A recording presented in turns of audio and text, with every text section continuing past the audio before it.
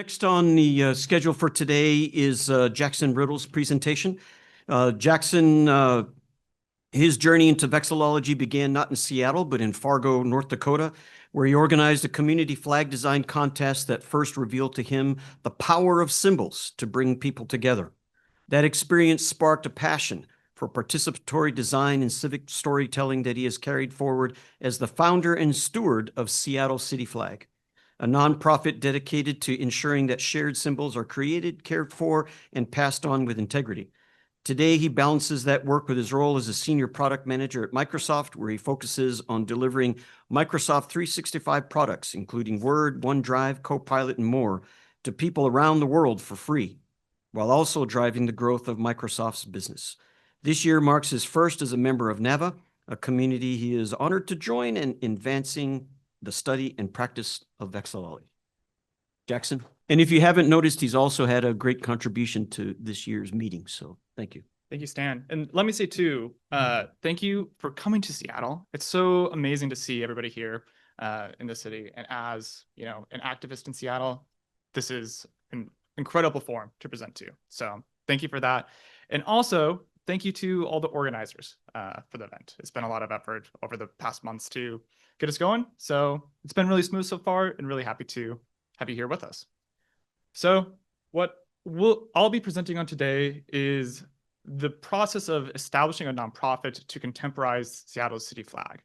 And what we will explore today includes the official creation of the Seattle city flag, like the municipal government one that we use today. We'll give some touch points on that. The art activism to address criticism regarding Seattle's current municipal flag, how we've aligned it for our organization's work with the North American Vexillological Association's Good Flag, Bad Flag principles, kind of the process of what it's like to establish a nonprofit to do this work in community, and then some tips and tricks when it comes to the practical application of city flag contemporization work. So I'll touch first on the official creation of Seattle city flag. So over time, there's been multiple historical attempts to give Seattle a city flag. None of those were officially adopted until the 1990s. And what you'll commonly see in historical versions is either the government seal of the city of Seattle. So that's that top one on the left. That was used unofficially in the council chambers in the mid-century of the 20th century. What you'll see here on the middle there is a proposal during the World's Fair that a local Seattleite gave to the city council that was ultimately not adopted because of its too contemporary style. And on the bottom there, that's the official government flag of Seattle held by Paul Crabble, who is a former council member and president of the Seattle City Council, who pushed through the creation of Seattle's official flag. And in the 1990s, this is when Seattle's flag came to be. It was created by Paul Crabble and David Wright. David Wright is an architect in the city, and Paul Crabble was, again, the president of the city council. So what can go wrong when you have an architect and a Seattle city politician designing the city flag?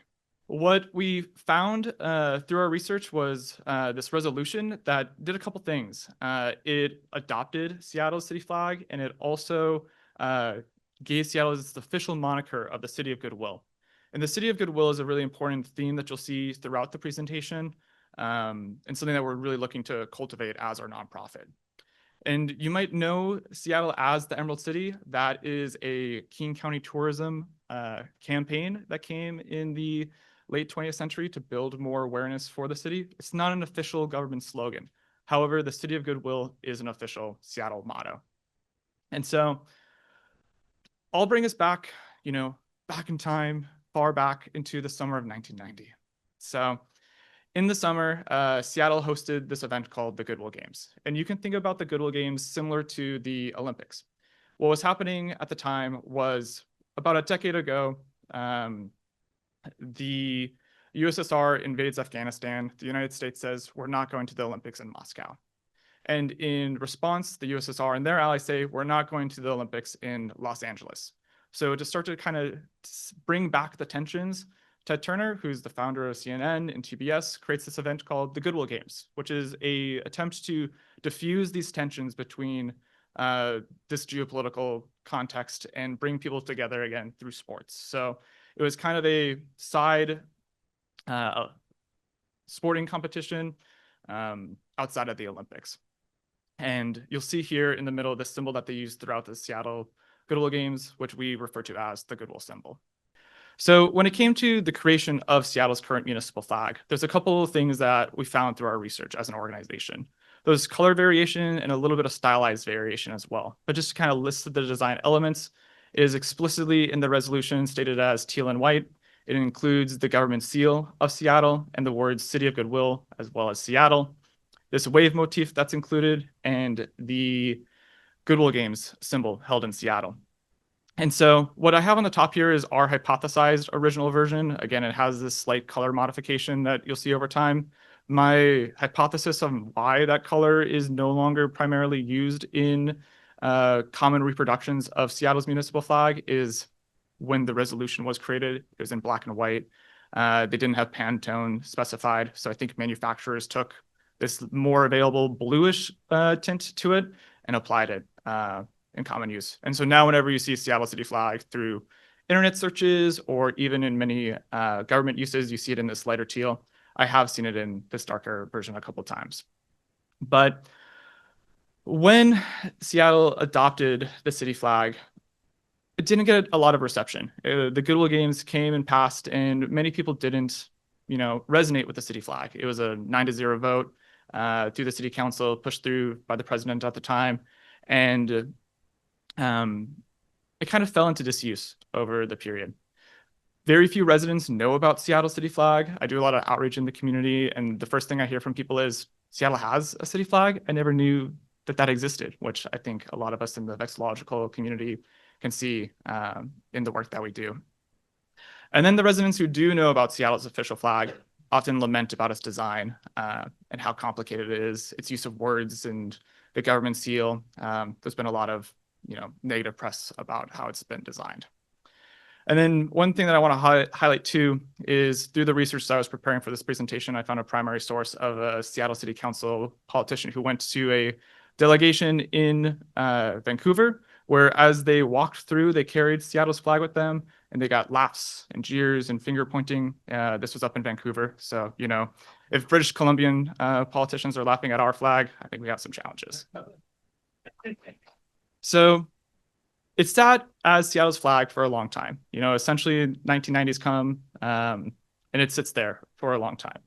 And during COVID, something that happened to me personally was I had a really serious medical event where I had 12 inches of my intestines removed due to a disability that I have. And so I was really looking for a way to connect back with the Seattle community. So I wanted to pull from the good flag, bad flag principles and bring Seattle's city flag as close as possible to those principles. And so I came to this design through that development. And one of the things that was revealed to me through doing the work is it brought it all the way back to the Goodwill Games symbol, which was not something that I knew originally when it came to the creation of the work. This came, through doing outreach in the community and getting more visibility on it. So that was a surprise to me to see this historical symbol, brought back from this primary source of the official Seattle city flag.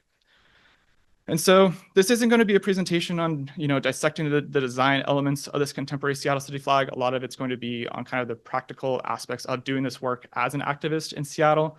But I will touch just briefly on the symbolism that we've applied to it as the nonprofit. So the teal represents the waves of the Puget Sound at dusk. That's explicitly written into the resolution for Seattle's municipal flag.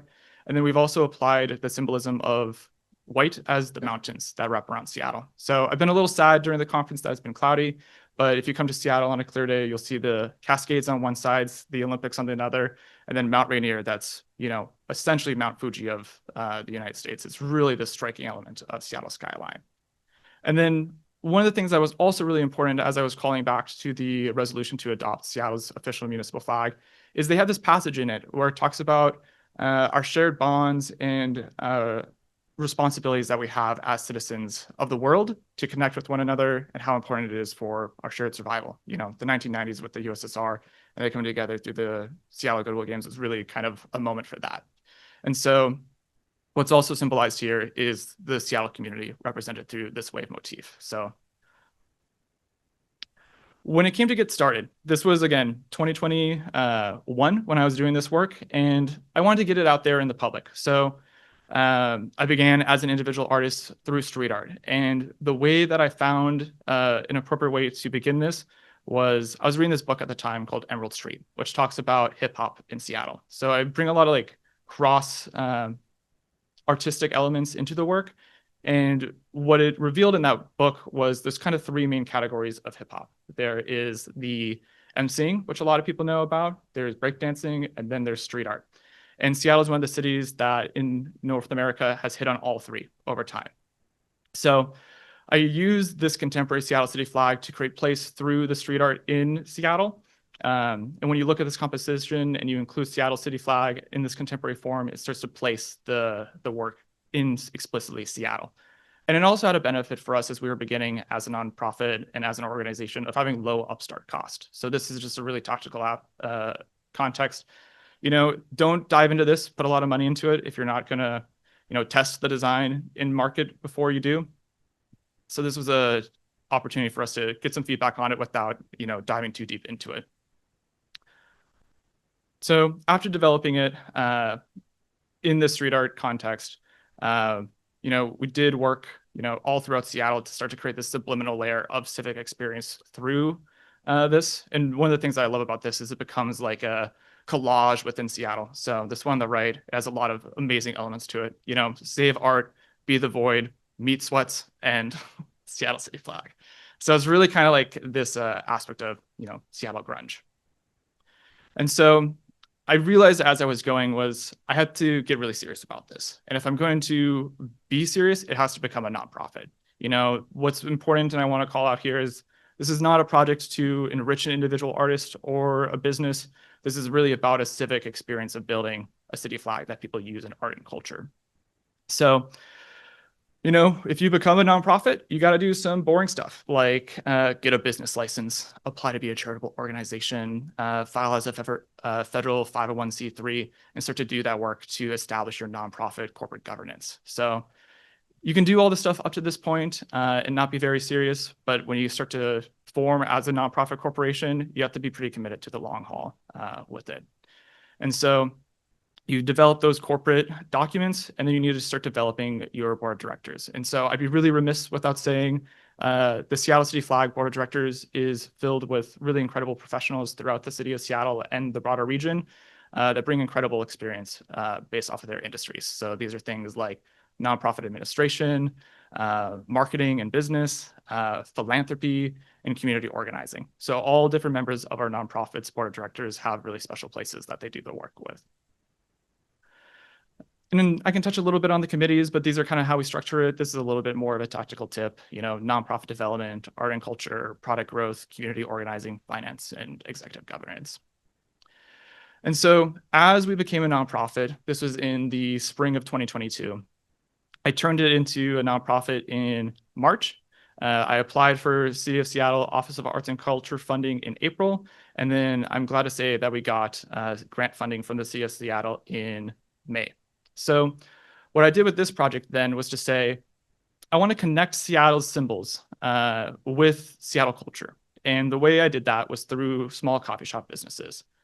Culture, one of the cultural elements that Seattle has is this coffee industry. And I wanted to tie each of these different coffee shops together through a Seattle civic experience of a city flag.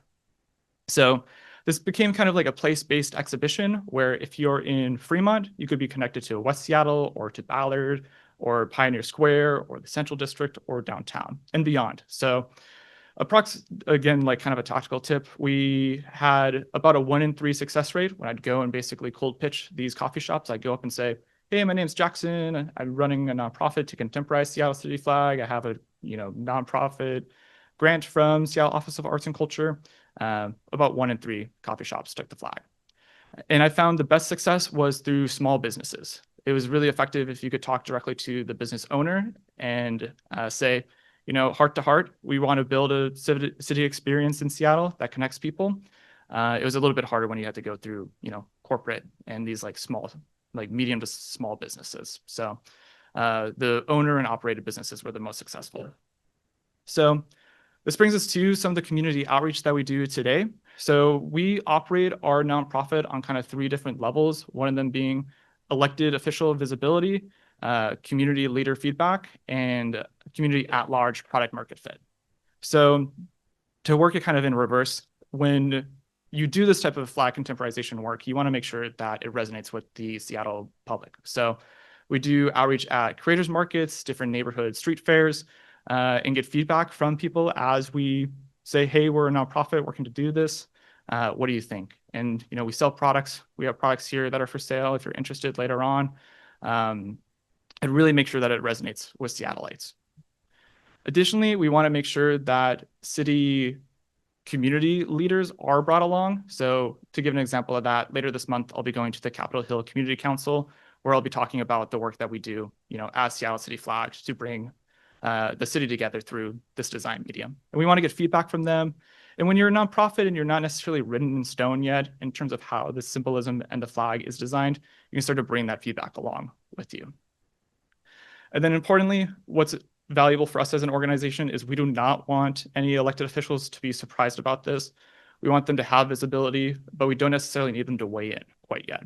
But we want to make sure that the community has adopted it before, we bring it to a vote in front of the council. So we do outreach to our city council members and say, hey, we're a nonprofit that's doing this work. We want to make sure you're brought along. We don't want any surprises. Here's what we were doing, and make sure that they have visibility for it. And this was a really important piece of feedback that we got from the Seattle Metropolitan Chamber of Commerce. So we go attend events like that where they bring politicians in to connect with the broader business community. And so additionally, we get feedback from creators in Seattle, as well as the Washington State Art Commission to help fine tune this market, this city flag for the Seattle market. So here's a couple examples about how we get incorporated into sports. So there's a couple different cultural elements that we want to make sure we touch on, and sports is a really important part of it. So on this far left side, you'll see the contemporary Seattle City flag used next to Portland for Major League Soccer's rivalry week. This was something that I had no idea was happening before they published it. I basically logged onto Instagram one day, saw this, and I was like, they're using it. So you can see this is like a really incredible example of like city soccer and using flags to display kind of this cultural connection points between the two rivals. Additionally, in the middle top and then on the far other side, these are 2 inner-city Seattle soccer clubs that are like 3 levels below the Sounders and Major League Soccer. So we partnered with the organizations as sponsors and also supporting the supporters groups for Ballard. So it's West Seattle on the top and Ballard on the other side. So this is like an inner-city derby that they do. And we connect them both through Seattle City Flag. You can be 2 rivals within Seattle, but then you're also still connected back to the city at large. And then on the bottom, that's the women's PWHL, so the Professional Women's Hockey League. There's a new team coming to Seattle for that. And so we've given city flags to them to welcome them to the city. And additionally, it's important for us to bring people together through arts and culture. So what you'll see on this grid version, that's the Seattle Arts Fair. So we're a cultural partner of the Seattle Arts Fair. And we do work to promote, these fine art galleries, as well as incorporate us into the city's broader arts system. And then what you'll see on the other side is the street art group gallery show that we participated in this summer, where it's street artists all throughout the Pacific Northwest and beyond. And then they display this contemporary Seattle City flag there to bring, a cohesive experience to Seattle. Some things that we have coming up, an important theme that you'll see throughout is collaboration with city and regional governments. So we have 4 culture heritage grant funding, which is essentially the county level cultural development work. And we're creating this magazine called Seattle Civic, which is to elevate the civic experience in Seattle and use the flag as a platform to spotlight that. And I was really excited as I was meeting people. There's folks who have submitted in the audience to the magazine, which is really, really exciting. So some next steps when it comes to building this nonprofit, there's things like earning endorsements from different community leaders. Like that's what I think is going to be the tipping point to bring this from community-led grassroots level into more of a broader adoption into the city council.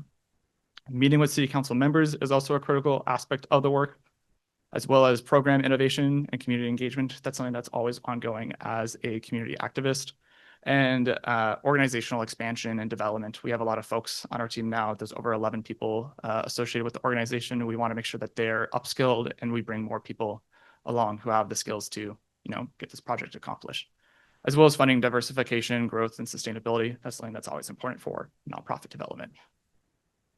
And so bringing this presentation to a close, what's really important to us as an organization is to enhance Seattle's flag to reflect the city's rich culture and history, and bringing back to the Goodwill Games symbol. Like, I think the obvious choice for Seattle's flag is the Space Needle or the government seal. But what's important for us is to expand this pantheon of Seattle symbols. Like, one of the things that I reflect on frequently is the city of New York. They have I Heart New York, the Empire State Building, the Statue of Liberty. How can you expand that pantheon for Seattle?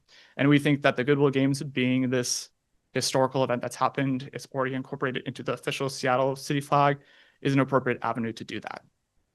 Additionally, getting community engagement and feedback has been really important for us. It allows us to be flexible in how we develop and fit into the Seattle culture without having it be officially done through, city council resolution or ordinance. Additionally, bringing people together through culture, sports, local art, that's an important part of us to integrate into the broader community. And just deepening project awareness and recognition and bringing people along is really critical for us as a group. So thank you. Any questions? That was incredible. And I really like your flag design. As someone, I don't live in Seattle, but someone who lives near it, it really streams Seattle so much. And the historical symbol, I think, really avoids, it doesn't look too mono simplified. It really, I think, is a very good timeless symbol. My question was, is the flag in the public domain, or? So this is something that I've learned a lot about. There's the intellectual property that becomes associated with works of art. And so there's a couple levels that exist in terms of public domain. And you can go either the trademark route, so what governs that is the USTPO, and then there's also copyright. So the organization owns the trademark for the logo, but there's also the question of who owns the copyright.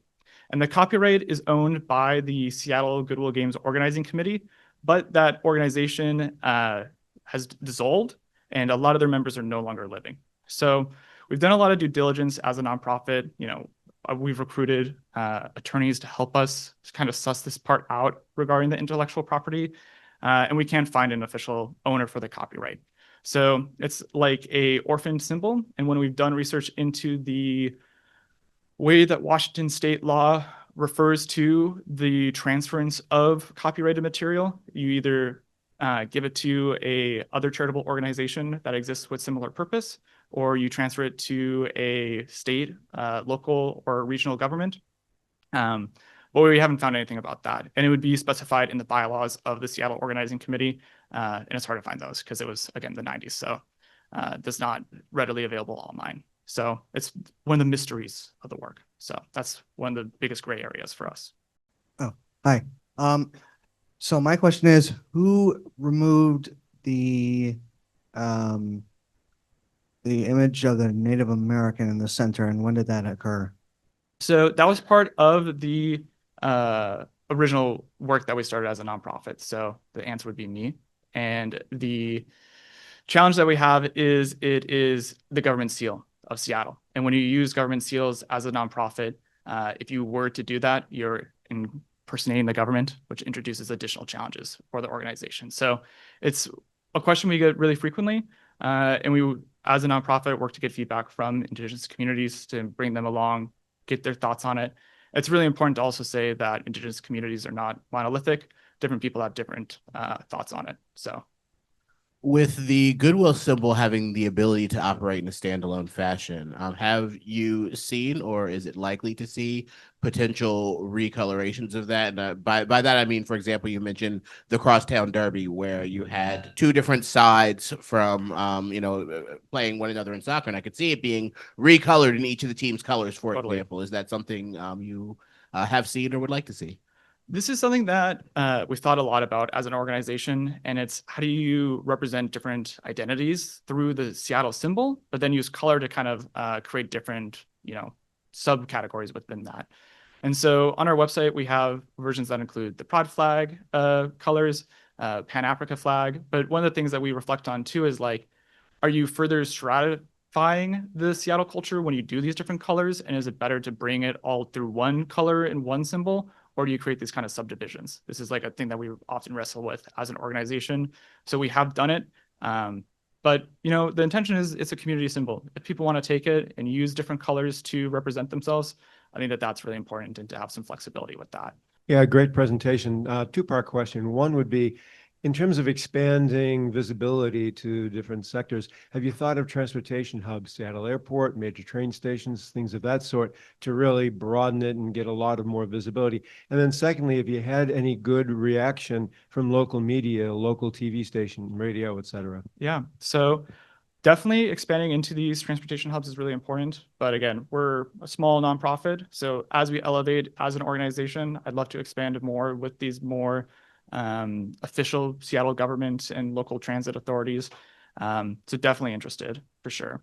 In terms of media reaction, we've been covered in the Seattle Times, The Stranger, which is like a local publication. We were just featured in Axios Seattle as a way to promote this event specifically. But yeah, bringing people along through media is really important. But what's really kind of the core of that is I want to make sure the nonprofit has its foundation set up. I don't want to get us out ahead of our skis where we're focusing on media, where we should be focusing on, actual community engagement. So media is obviously important, but we want to make sure that, people are brought along first. Yeah. First of all, as a former politician, I think this is really, really great the way you're going about it. Two questions. Where is the resistance? And number two, have you done or used public polling? What was the second part? Have you used or done public polling on this? Great questions. So resistance, I think a lot of just in general reaction, the way that my, outreach has gone in our organizational outreach, I'd say 60% are positive. People say, oh my gosh, the current Seattle City flag is so busy. I look at that and I feel like I need to pay my electricity bill. 30% of people are neutral. They don't really get, the importance of flags or these shared symbols. And then 10% are like, why did you remove Chief Seattle from it? Like, who have you talked to? Why are you officially doing this? Like, what's your motivation? So resistance, there is some, but I think any change, comes with it. But a lot of the people that I've talked to in Seattle see the value of having a city flag that represents the community. It's done from the grassroots level and brings people along. So to go into the second part of the question, the polling, this is something that we've thought about a lot as the organization too, like what type of stress tests can we do? The way that we're trying to get that feedback primarily is through these community leaders and get their feedback as kind of a representative neighborhood association. So it's not fully 100% any single person in Seattle can do it. We're getting feedback from those local groups, trying to pull them within their local neighborhood associations and get the sense from that. So polling to come would be the official answer. As a person from Seattle, the Goodwill Games were televised around the world, except for Seattle. We were blocked out. I have no idea what that symbol is because it is not there. You throw in it's the Space Needle, the mountain something to scream Seattle. But that to me, I'm going, what is it? Yeah. Because anybody that was here in the 90s, we were excluded from the Goodwill Games. Yeah, it's been really fascinating to talk to people who, were here in the 90s for the Goodwill Games. I've talked to a lot of people who, I volunteered for the opening ceremonies. I attended, the games. So there are a lot of people who, do remember the Goodwill Games and the context for it. that's good to know about the blackout in Seattle, though.